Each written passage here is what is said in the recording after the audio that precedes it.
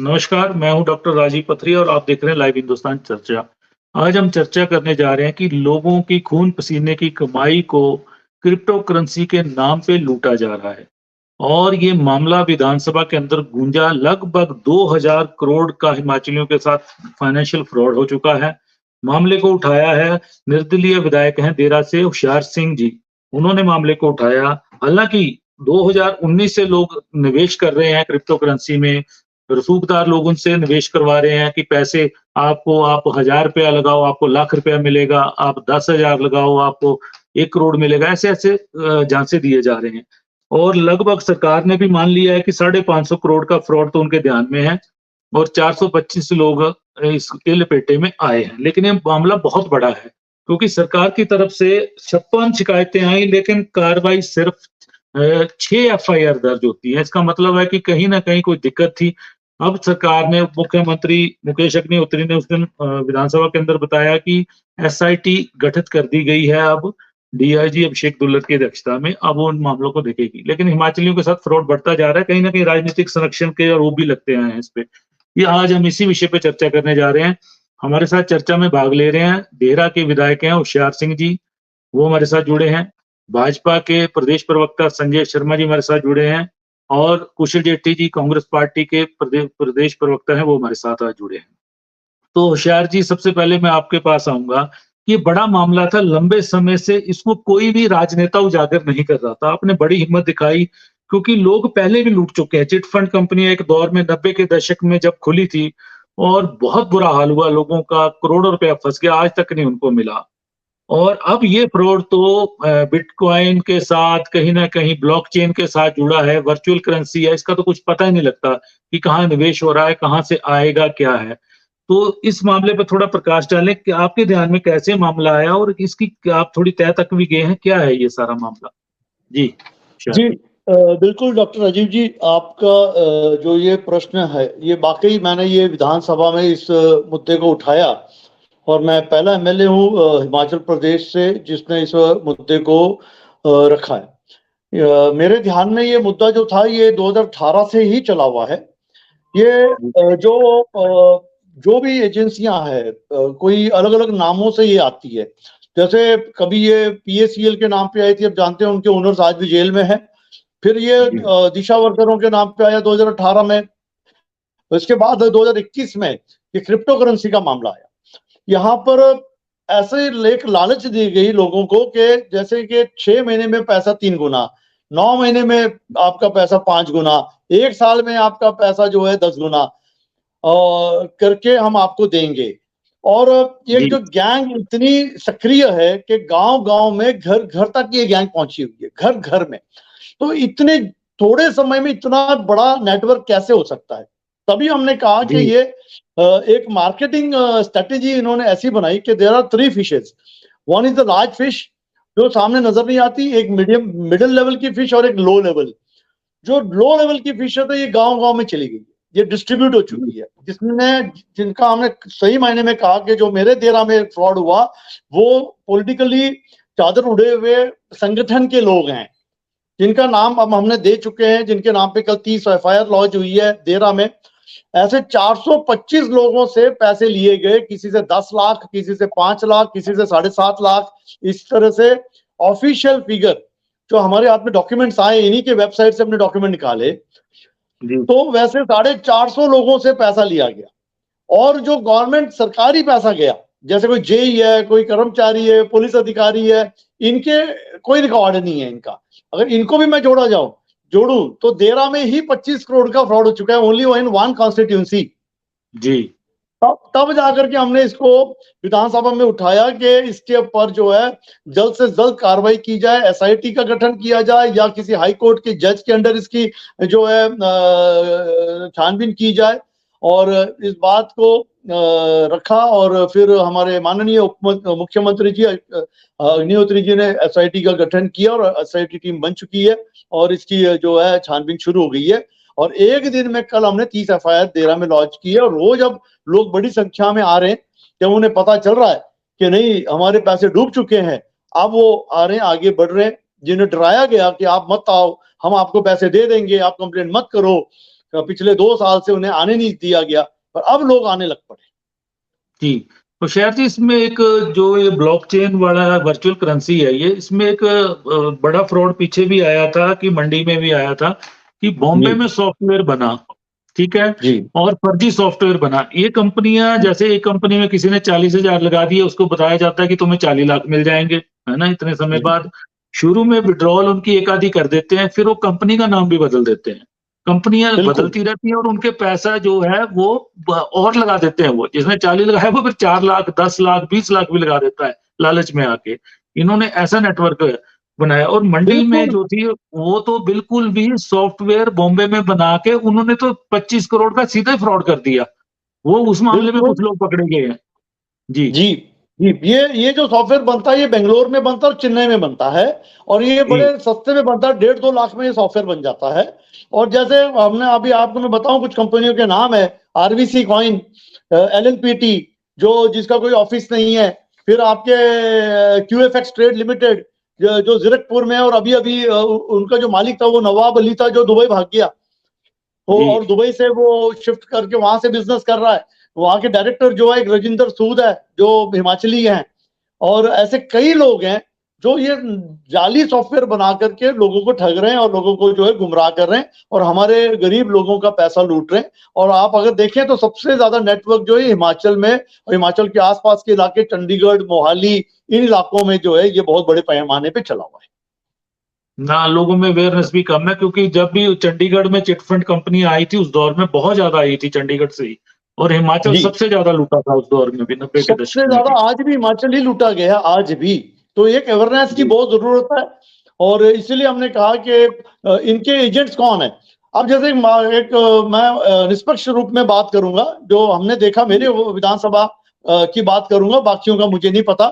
अब जैसे कोई जी, मंडल अध्यक्ष है या मंडल उपाध्यक्ष है या कोई महामंत्री है, जिसका लिंक एक छोटे से छोटे गांव के लोगों तक होता है, उन्हें जी, पता है कि कौन बंदे के पास कितना पैसा है, किस घर में कितना पैसा है, कौन रिटायर होके आया, कौन कितना निवेश कर सकता है। तो वो ये जो बड़ी मच्छियां हैं, इन लोगों ने इन लोगों को हायर किया कि आप निवेश कीजिए, आपको हम कमीशन देंगे। अब ये भी भोले भाले। अब हमने देखा कि इन्होंने किसको दिया इन्हें भी नहीं पता, और जी, उसने आगे किसको दिया इन्हें भी नहीं पता। But they had screwed everybody, they have taken this. और लोगों ने विश्वास कर दिया कि अरे ये तो उपाध्यक्ष है पार्टी का, इस पे तो हम विश्वास करेंगे क्योंकि पार्टी का पद अधिकारी है, संगठन का पद अधिकारी है। तो लोगों ने उन पे विश्वास करके उन्हें पैसे दे दिए। तो ये एक बहुत बड़ा रैकेट है। तब हमने अपील की कि इन लोगों को भी ट्रेन किया जाए, स्कूल से इसकी ट्रेनिंग शुरू की जाए, कॉलेज में, पंचायत लेवल पे एक अवेयरनेस कैंपेन शुरू किया जाए कि दुनिया की कोई भी ऐसी एजेंसी नहीं है जो आपका पैसा दुगना करके देगी एक साल में। तो ये एक अवेयरनेस आपके माध्यम से, आपके चैनल से मैं समझता हूं कि ये जी, अवेयरनेस कैंपेन हम मिल करके शुरू करें, चाहे वो कांग्रेस हो, चाहे बीजेपी हो, चाहे कोई भी हो। पर हमें एक अवेयरनेस कैंपेन शुरू करना पड़ेगा। हमने मोदी जी का भी भाषण सुना था जिसमें उन्होंने कहा था कि bitcoin is a fraud and इससे बचो। लेकिन ये बात गांव तक नहीं पहुंची, एक छोटे से छोटे गांव तक ये बात नहीं पहुंची। और पढ़े लिखे लोग, एम्प्लॉयों ने निवेश कर दिया। सबसे बड़ी दुख की बात ये है उन्होंने कि अपना एम्प्लॉय जीपीएफ पढ़े, लगा दिया रिटायरमेंट पे आते जीपीएफ, ही। मेरे यहाँ लोगों ने लोन लिया, बैंक से लोन लिया, सोसाइटी से लोन लेकर के लगा दिया कि ये तो 6 महीने में दुगना हो जाएगा और हम बैंक को दे देंगे पैसा और हम डबल पैसा कमा लेंगे। तो इस तरह की जो मार्केटिंग हुई है, ये मैं समझता हूं कि हमारे देश का पैसा, हमारे देश की सिक्योरिटी, हमारे देश की हर चीज दांव पे लग चुकी है और इसे रोकना बहुत जरूरी है। मुझे नहीं पता where is ED, where is the SEBI rules, ये इनको कौन कंट्रोल कर सकता है, इन पे क्या सजा है, इन पे क्या धाराएं लगेगी। क्योंकि हमने जिनकी कंप्लेंट की उन्होंने आकर के उनके आगे वालों की कंप्लेंट कर दी। तो गुनेगार कौन है? क्या पैसा लेने वाला गुनेगार है कि आगे उसने जिसको दिया वो गुनेगार है? जिसको दिया वो बोलता मैंने आगे दे दिया, मुझे नहीं पता। पैसा सिर्फ शिफॉन हो चुका है, चाहे वो हवाला के थ्रू चला गया, चाहे वो किस रूट से गया, हमारे किसी एजेंसी को नहीं पता। ये सबसे बड़ी दुर्भाग्य की बात है कि करोड़ों रुपए शिफॉन हो गए तो, और हमारे देश में, हमारे प्रदेश में किसी को नहीं पता कि ये पैसा कहाँ गया, कैसे गया। जी, संजय जी बड़ा मामला है, लंबे समय से लोग लुट रहे हैं और अभी आपके 4 लेन में जिनको मुआवजे मिले हैं, उन्होंने भी बहुत पैसे गँवाए हैं, ऐसा भी सूचनाएँ आ रही हैं कि ये लोग एक मल्टी लेवल मार्केटिंग का एक नेटवर्क है ये गाँव-गाँव में इस तरह से पहुँच चुका है कि जो रसूखदार लोग हैं, उन्होंने उनको पता है कि इसको मैं बोलूंगा तो ये कर देगा मेरे कहने पे निवेश। जैसे आप पहले चिटफंड कंपनियों में जिस दबाव में लोग आए हैं और जैसे लुटे हैं, और इसका लालच बढ़ा है और इसका पता कुछ नहीं लगता, क्योंकि आपने ईमेल से आपके जनरेट होता है हर चीज, और सब कुछ ऑनलाइन फ्रॉड है ये, इसमें आप पहुंच नहीं पाते हैं। जेन्युइन भी है कोई चीजें, लेकिन जेन्युइन की आड़ में फ्रॉड ज्यादा हो रहे हैं। सॉफ्टवेयर लोगों ने खुद ही बना दिए, मंडी के लोग भी इन्वॉल्व हुए उसमें, पकड़े गए हैं पीछे। लेकिन पुलिस की रफ्तार अभी तक बड़ी कम रही है, तो होशियार जी ने मामला उठाया, तब एसआईटी का गठन हुआ है। लेकिन वो भी अब क्या करती है देखते हैं। जी संजय जी। पथरिया जी, पहले तो मैं आपको बधाई देना चाहता हूं कि आपने राजनीति से हट करके एक आज सामाजिक जागरूकता का मुद्दा जो है वो आपने उठाया है, और किस तरह हम इसको जो है वो आगे जनता के अंदर जो है किस तरह से जागरूकता पैदा करें, क्योंकि साइबर क्राइम जो है वो दिन प्रतिदिन, चाहे बिटकॉइन के नाम पे हो, चाहे ऑनलाइन लॉटरी के फ्रॉड के नाम पे हो, ये दिन प्रतिदिन जो है वो बढ़ता जा रहा है। मैं होशियार सिंह जी को भी, बड़े भाई हैं हमारे, इनको भी मैं बधाई देना चाहता हूं कि इन्होंने अपना जो है वो कर्तव्य निभाते हुए जो है वो विधानसभा के अंदर जो है एक उचित प्लेटफॉर्म के ऊपर जो है इस मुद्दे को उठाया और इस मुद्दे की गंभीरता को समझा, और लोगों में जागरूकता कैसे पैदा हो उसके लिए सरकार को जो है इन्होंने सरकार को भी जो है उस तरफ ध्यान आकर्षित किया है। और निश्चित तौर पे अगर सरकार ने एसआईटी गठित की है ऐसे मुद्दों को लेकर के, तो सरकार को जो है वो गंभीरता, क्योंकि ये राजनीति, इसमें कोई वो नहीं है। जो ठगा जा रहा है वो बेचारा मध्यम वर्गीय और गरीब व्यक्ति जो है, जो अपनी दिहाड़ी, क्योंकि लालच में कौन व्यक्ति आता है जो छोटे छोटे लालच में आता है, वो आता है जो मजदूर तबका है, जो मध्यम वर्गीय तबका है, जिसकी इच्छाएं बहुत हैं लेकिन साधन कम है। तो उसको लगता है कि ऐसी कोई स्कीम्स चली हैं तो उनमें पैसा लगा करके जो है वो मैं अपनी जो है वो दशा सुधार सकता हूं। लेकिन इसके लिए सबसे बड़ी चीज यह है कि अभी तक जिस तरह से आपने क्रिप्टो करेंसी की बात की है, तो सरकारों को भी इसके लिए जागरूकता अभियान, इनका चाहे पब्लिक रिलेशन ऑफिसर है, चाहे ये विषय जो है वो जोड़ना चाहिए। जो सामाजिक संगठन है जिनको सरकार की फंडिंग जाती है, उनके अंदर ये विषय भी जो है, अब ये सिर्फ क्रिप्टो करेंसी नहीं, जितना भी और भी साइबर क्राइम अपराध होते हैं आपका, क्योंकि हर जगह आपका आधार यूज हो रहा है, आपके जो है वो पैन कार्ड यूज हो रहे हैं, तो वो नंबर, वो डाटा कहीं ना कहीं जो है वो डाटा लीकेज की प्रॉब्लम है, पूरे देश के अंदर है। और उसका जो है वो जितने भी ये साइबर ठग हैं उस डाटा का जो है वो प्रयोग करते हैं। आप दूर जाने की बात रहने दीजिए, मैं अपने घर की बात बताऊं कि पिछले महीने मेरी धर्मपत्नी जो है, जो अपनी इनकम टैक्स रिटर्न भर रही थी, तो जब वो अकाउंट्स का, तो एक अकाउंट जो है वो उनके साथ और अटैच हो गया था जो खोले। जब उसकी जांच की गई तो वो जो कोई बैंक है, वो उत्तर प्रदेश का बैंक है, वहां पे कैसा डाटा, उसकी पुलिस कंप्लेंट की, पुलिस ने वो अकाउंट सीज किया। लेकिन वो किस तरह से जो है वो पैन नंबर, या क्योंकि बैंक में खाता खुलेगा किसी के नाम से तो उसका आधार कार्ड, उसका पैन कार्ड जो है वो प्रयोग में होता है, तो वो कहां से डाटा गया, किस तरह से गया, तो ये जो है बहुत गंभीर विषय है। लेकिन इसमें वही चीज है कि चाहे केंद्र की सरकार है, चाहे प्रदेश की सरकारें हैं, मैं इसमें राजनीतिक दल की, कांग्रेस की है, ये भाजपा की है, सवाल वो नहीं है। सरकारों को जो है इसके ऊपर कड़ा कानून लाना चाहिए। लोकसभा के अंदर जो है वित्त मंत्री का खुद बयान आ चुका है, प्रधानमंत्री स्वयं कहते हैं कि ऐसी किसी भी क्रिप्टो करेंसी या ऐसी इससे जुड़े हुए किसी भी लेन देन को जो है वो भारत सरकार या प्रदेश की किसी भी प्रदेश की सरकारें जो है वो इसको रिकॉग्निशन नहीं देती हैं। हाँ, ये भी जरूर है कि अभी इसके लिए जो है वो कोई कड़ा कानून, कड़ा प्रावधान जिस तरह से बनना चाहिए था वो नहीं बना है। और सरकार जो कर सकती थी, सरकार ने जो है इसके तहत कमाए जाने वाला पैसा जो है वो क्रिप्टो करेंसी का, उसके ऊपर जो है वो टैक्स की धारा में भी लाई है, और उसको सर्विस चार्ज जो है वो भी उसके ऊपर रखा है। लेकिन ये जो मामला है जो हिमाचल प्रदेश में घटित हुआ है, ये एक्चुअल क्रिप्टो करेंसी के नाम के ऊपर, धन दोगुना करने के नाम के ऊपर जो है वो एक फ्रॉड हुआ है। इसके भीतर जो लोग जुड़े हुए हैं वो गंभीर अपराध की श्रेणी में आता है। जेठी जी, बात हो रही है कि राजनीतिक संरक्षण भी है कहीं ना कहीं, और हमारी कहीं ना कहीं पुलिस में भी साइबर क्राइम से निपटने को लेके टेक्निक में भी कमी है, और इस तरह के निपुण लोग भी नहीं है। मुझे लगता है कि गवर्नमेंट को उसके ऊपर भी ध्यान देने की जरूरत है, ताकि लोगों के बेचारों की जो कमाई है, सोचा होता बेटी की शादी करूंगा, मकान बनाऊंगा, ये करूंगा, वो सब मतलब उनका दांव पे लग चुका है। और बड़े पैमाने पे 2000 करोड़ का आंकड़ा ये बता रहे हैं, लेकिन इससे भी ज्यादा हो सकता है ये। जी जेठी जी। राजीव जी, सबसे पहले मैं आपको और माननीय होशियार सिंह जी को साधुवाद देना चाहूंगा कि आजकल के इस युग में, मैं रियली बता रहा हूँ आपको, हम भी राजनीतिक क्षेत्र में काम करते हैं। जितने भी विधायक बनते हैं, जो भी नेता हैं, जब वो एमएलए बन जाते हैं या मंत्री बन जाते हैं, उसके बाद उनका काम केवल केवल ट्रांसफर, पोस्टिंग या अपने चेलों को ठेके दिलाना या अपने स्कोर सेटल करने तक ही सीमित रह जाते हैं। लेकिन होशियार सिंह जी ने एक सोशल मुद्दा उठाया। मैं समझता हूँ कि ये कहीं ना कहीं गरीबों को जो चुंगल में फंस रहे हैं, सारे जीवन की आय उनको समाप्त वो कैसे कर रहे हैं, उनको बचाने के लिए जो होशियार सिंह जी ने वाकई काम किया, मैं आपको बधाई देता हूँ Hoshiyar Singh ji. This is very very beautiful issue thank you. और जो आपने उठाया, मैं आपकी और हम इसमें क्या आपकी मदद कर सकते हैं, हम आपसे टच भी करेंगे। और हम अभी सिर्फ जी देरा का इशू नहीं है, आपने देखो, आप देरा से विधायक है और आपने देरा का इशू उठाया।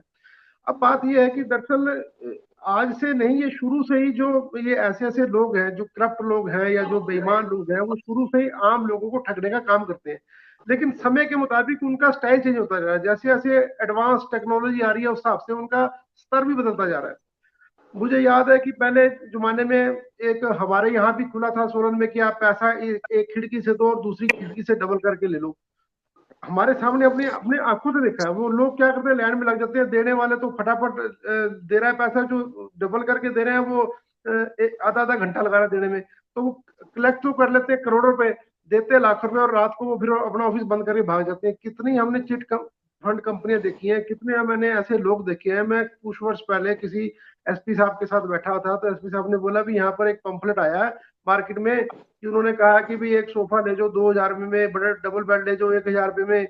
और मैं एसपी साहब से चर्चा ही कर रहा था। मैंने कहा देखो ये फ्रॉड आदमी आते हैं, आप इसके बारे में लोगों को सतर्क करो। एसपी कहता है यार मैं तो भी पंफलेट का मैटर तैयार कर रहा था, लेकिन वो दुकान बंद करके लोग लाइन लगा के खड़े हो गए वहां पर कि मेरे को सोफा चाहिए, मेरे को। ये कैसे हो सकता है? How it is possible? हमारे लोग, मैं कहता हूँ आज आज अवेयरनेस की सबसे ज्यादा जरूरत है, लेकिन अवेयरनेस करेगा कौन? और ये बात इन्होंने बिल्कुल ठीक करी, मेरे को बात जो अच्छी लगी। ये लोग पकड़ते किसको है? वो पकड़ेंगे पंचायत प्रधान को, बीडीसी मेंबर को पकड़ेंगे, जिला परिषद मेंबर को पकड़ेंगे। एक तो हमारे देश में बेरोजगारी बहुत है, वो इसका लाभ उठाते हैं, वो लालच देते हैं। जैसे पीछे से बहुत बड़ी बड़ी कंपनियां खुली थी, फाइनेंस कंपनी खुली थी, उन्होंने छोटे छोटे बच्चों को बोला भी तुम कलेक्शन करो लोगों से, इस मंथली सेविंग करो, तुम्हारे को इतना पैसा मिलेगा। वो बेचारे सीधे, उनको नहीं पता कि पैसा कहाँ जा रहा है। ये बिल्कुल सत्य है। मैं नहीं समझता कि उन्होंने इंटेंशनली ये लोग किया होगा, लोगों से पैसे कलेक्ट किए होंगे कि हम जो है ये पैसा हमारा जो हम बेईमानी तरीके से कलेक्ट कर रहे हैं। वो तो बेचारे मेहनत कर रहे हैं, गांव गांव में जाके वो तो भला ही कर रहे हैं कि भाई मैं तेरा पैसा डबल करा दूंगा। लेकिन उनको इतना नहीं पता कि भाई ये डबल नहीं होगा, इनका पैसा जो जीवन भर की कमाई जो है वो बिल्कुल कुएं में जा रही है, इनको कुछ नहीं मिलेगा। और जो बड़े बड़े लोग हैं, और जो आपने सत्य का, देखो बिना पॉलिटिकल आशीर्वाद से कोई काम नहीं कर सकता, बिना पुलिस के आशीर्वाद से कोई ये काम कर नहीं सकता। हिमाचल प्रदेश हो चाहे देश का कोई भी प्रदेश हो, यहाँ मैं यहाँ चर्चा करता रहता हूँ पुलिस ऑफिसर्स के साथ भी। मैं बात करता हूँ कि जैसे अब चिट्टा है या ये आपका क्रिप्टो करेंसी है या फाइनेंशियल आपकी जितनी भी ये इरेगुलरिटीज है, ये बिना आशीर्वाद के संभव ही नहीं है। जैसे हिमाचल प्रदेश में नशा पुलिस की मदद के बगैर बिक नहीं सकता। किसी इलाके में बिल्कुल। नशा कहाँ बिकता है, कौन नशे को बेचता है, कहाँ से आता है, ये सब पता होता है उनको। लेकिन दिक्कत यह है कि वो लोग मिले होते हैं साथ में। इस तरह फाइनेंशियल जो आपकी ये देरा के अंदर नहीं हुआ, ये पूरे हिमाचल प्रदेश के अंदर हुआ। आप एक विजिलेंट एमएलए, आपने लोगों की, जनता के समझा कि मेरे लोग, मेरे कंस्टिट्यूंसी के लोग जो है उन्हें उनकी जीवन भर की कमाई जाए, तो आपने इशू उठाया। मैं समझता हूँ कि दूसरे एमएलए को भी उठाना चाहिए, ताकि पूरे प्रदेश में से आवाज उठे। तो अगर एक कंस्टिट्यूंसी में अगर 2500 करोड़ का है, तो पूरे हिमाचल प्रदेश में ये कहाँ तक अमाउंट जाएगी, आदमी सोच भी नहीं सकता, कल्पना से भी परे है। और हमारे देश प्रदेश के लोग तो वैसे ही भले वाले। और आपने कहा हिमाचल के एकमात्र विधायक, मैं समझता हूँ हिमाचल कह रही, मैंने, हम रोज मीडिया सुनते हैं, अखबारें पढ़ते हैं, समाचार सुनते हैं, नॉर्दर्न इंडिया के मेरे ख्याल पहले आप ऐसे विधायक है जिन्होंने ऐसा केस उठाया होगा। अदरवाइज तो विधायकों को दूसरे कामों से फुर्सत ही नहीं है। लेकिन आपने सोशल एक उठाया, लोगों के इसकी बात करी, और मैं आपको बधाई देता हूँ। और इसमें हमारी जो मदद चाहिए सरकार, और ठीक संजय भाई ने भी ठीक कहा कि सरकारों को यार सख्त कानून बनाने चाहिए इसके खिलाफ। सख्त कानून नहीं बनते, सरकारें बोलती जरूर है लेकिन उनके कानून नहीं बनते। एक बार अगर किसी को इस मामले में पकड़ा जाए, उसको सख्त सजा मिले, तो नेचुरली दूसरे आदमी को, व्यक्ति को लगता है नहीं यार इसमें बहुत सख्त कानून है। लेकिन उसमें हमारे कानून में लीकेज इतनी है कि बंदा छूट के भाग जाता है। तो इस करके सरकारों को चाहिए सख्त कानून बनाए। हम आप जैसे लोगों को चाहिए, जो चुने हुए प्रतिनिधि आप लोग हैं या हमारे ऐसे लोग हैं, या जो इस संस्थाओं में जिला परिषद के हैं, बीडीसी के हैं, नगर पंचायत, नगर निगम के हैं, उन लोगों को चाहिए कि वो टाइम टू टाइम इसके बारे में लोगों को अवेयरनेस लाए, ताकि उनकी लोगों के ऊपर लोग विश्वास करते हैं। एमएलए, मंत्री है, विधायक है या प्रशासन के लोग हैं, वो भी समय समय के ऊपर अवेयरनेस कैसे आएगी? यही लोग लाएंगे ना अवेयरनेस। प्रशासन निकाले पंफलेट भी ऐसे लोग गूगल में होंगे। अगर मैं कहता हूँ 5% भी उसको असर हुआ तो काफी लोग उसमें बचेंगे। बहुत बढ़िया। होशियार जी, सबसे बड़ा दिक्कत यह है कि लोगों को मझधार में लाने में कहीं ना कहीं वित्त मंत्री का भी एक बड़ा योगदान है। उन्होंने इस फाइनेंशियल ईयर में जो क्रिप्टो करेंसी से जो प्रॉफिट आएगा उस पर 30% टैक्स, 1% सरचार्ज, ये चीजें लगा दी हैं। और ये जो लोग ये ठगी का काम कर रहे हैं वो समझा रहे हैं, वो कटिंग दिखा रहे हैं न्यूज़पेपर की कि देखिए भारत सरकार ने भी इसको ऐसे किया है। आपकी आय जब आपको 1 लाख का 1 करोड़ मिलेगा तो आपको 30-31 लाख रुपया देने में टैक्स में कोई हर्ज नहीं है। ये भी एक बड़ी बात उठ रही है। कहीं ना कहीं स्टैंड लेना पड़ेगा इस पे भी, क्यों होशियार जी? जी बिल्कुल सही कहा आपने। पहली बात तो जो भी फाइनेंशियल डील्स होती है ये किस दायरे में, किसके दायरे में आती है? फाइनेंस मिनिस्ट्री के दायरे में भी है तो क्या ये ईडी के दायरे में आती है, क्या आरबीआई के दायरे में आती है, क्या ये आपके स्टेट में किसके दायरे में आती है? ये एक बड़ा क्लैरिफिकेशन होना बड़ा जरूरी है, क्योंकि सेंटर के कानून अलग है, स्टेट के कानून अलग है। हम स्टेट और सेंटर के बीच में फंसे रहते हैं कि अगर स्टेट में कोई फ्रॉड हुआ है तो क्या वो स्टेट के फाइनेंस मिनिस्ट्री का क्या कानून है कि स्टेट से पैसा बाहर जा रहा है तो उसको कैसे रोका जाए? This all parameters are to be fixed up and accountability to be set up. आज मैं संजय भाई की बात से बिल्कुल सहमत हूं कि यूएसए में सोशल सिक्योरिटी जो होता है किसी व्यक्ति का वो बिल्कुल प्रोटेक्टेड होता है, सीक्रेट होता है, एक डिपार्टमेंट से दूसरे डिपार्टमेंट को पता नहीं होता। पर हमारे यहाँ हमारा आधार कार्ड हो या पैन कार्ड हो, is been displayed like a market, मतलब हर किसी जगह ये इस डिपार्टमेंट से उस डिपार्टमेंट में जाओ, कहीं भी प्रोटेक्टेड नहीं है। तो ये भी एक बहुत बड़ा कारण है जिसके कारण बहुत बड़ा फ्रॉड हो रहा है। नंबर 2, कुशल भाई ने भी जो बात कही वो भी सही है कि the protection to this people is to be stop. और जब तक हम पॉलिटिकली प्रोटेक्शन स्टॉप नहीं करेंगे तो ये बातें उठती रहेगी, ये बातें होती रहेगी। और हिमाचल एक ऐसा स्टेट है पूरे हिंदुस्तान का जो सबसे ही, जिसे बोलते हैं ना, क्राइम फ्री स्टेट है। बड़े शरीफ, बड़े ईमानदार लोग रहते हैं जिनको बाहर की दुनिया का पता नहीं होता है कि what is happening in Mumbai, what is Bangalore में क्या हो रहा है, हैदराबाद में क्या हो रहा है, दिल्ली में क्या हो रहा है, हिमाचलियों को पता नहीं होता। ये अपने कमाई की रोटी खाते हैं और जो कुछ बचा होता है वो किसी ने कहा उस पर विश्वास करके लगा देते हैं। तो ये एक अवेयरनेस कैंपेन तो संभव होगा जब मीडिया, हमारा जो मीडिया है, मैं इसको चौथा स्तंभ मानता हूं, मीडिया को भी इसमें बहुत बड़ा पार्ट प्ले करना पड़ेगा कि इनको अवेयरनेस कैंपेन, हर मीडिया को ये अवेयरनेस कैंपेन लाना पड़ेगा, irrespective of political party, irrespective of everything. हम सबको मिलकर के एक अवेयरनेस कैंपेन हिमाचल में चलाना पड़ेगा, स्कूल लेवल से, कॉलेज लेवल से, पंचायत लेवल पर, कि इन चीजों से बचो। कोई भी आ जाए, कोई भी ये अगर कहता है कि मैं आपका पैसा दुगना करके दूंगा तो मत मानो, उस बात को यहीं पे रुक जाए। जब ये बात उनके दिमाग में बैठ जाए तब मैं समझता हूँ कि ये फ्रॉड को हम रोक सकते हैं, अदरवाइज कोई और मुझे सॉल्यूशन नजर नहीं आ रहा है। होशियार जी, सबसे ज्यादा क्रिप्टो यूजर जो एक डाटा आया है कि 10 करोड़ से ज्यादा क्रिप्टो यूजर इंडिया में, इंडिया नंबर 1 पे है। और इसका मतलब कि पूरे भारत में बहुत बड़ा फ्रॉड है और इससे नशे की तस्करी से भी जुड़ा है, क्योंकि क्रिप्टो में लेन देन हो रहा है नशे का भी। और यहाँ तक कि जो रिश्वत है वो भी क्रिप्टो करेंसी में दी जा रही है जी। ये कहीं ना कहीं गवर्नमेंट को कोई रूल गवर्नमेंट ऑफ इंडिया को बनाने पड़ेंगे, या इसको मजार में ना लटकाएं कि टैक्स लगा दिया उस पे लेकिन उसको कह दिया कि अभी ये लीगली नहीं है, बीच में लटक गया ये मामला। वो एक बहुत बड़ी चीज है। मैं आपकी बात से बिल्कुल सहमत हूँ। हमारा सबसे बड़ी बात तो है कि हमारा जो हवाला रैकेट है, जो यूएसडीटी अकाउंट है, मनी रिसीव थ्रू हवाला, जो दुबई बैठे हुए लोग हैं उनको बैठे बैठा यहाँ का पैसा मिल जाता है। ये आज आम बात हो चुकी है। जो भी क्रिमिनल्स हैं यहाँ क्राइम करते हैं, दुबई भाग जाते हैं, वहां जाके ऑफिस खोल लेते हैं, उनको यहाँ से बैठे बिठाए हवाला से पैसा वहां पहुंच जाता है। That is very easy way to transfer the fund. सरकार, किसी भी सरकार को पता नहीं चलता कि ये पैसा जो है भाई अपने आप वहां पहुंच गया, बिना किसी बैंक के, बिना किसी चीज के। तो इसके लिए एक सख्त कानून की जरूरत है। इसके लिए सेंट्रल शुड कम फॉरवर्ड।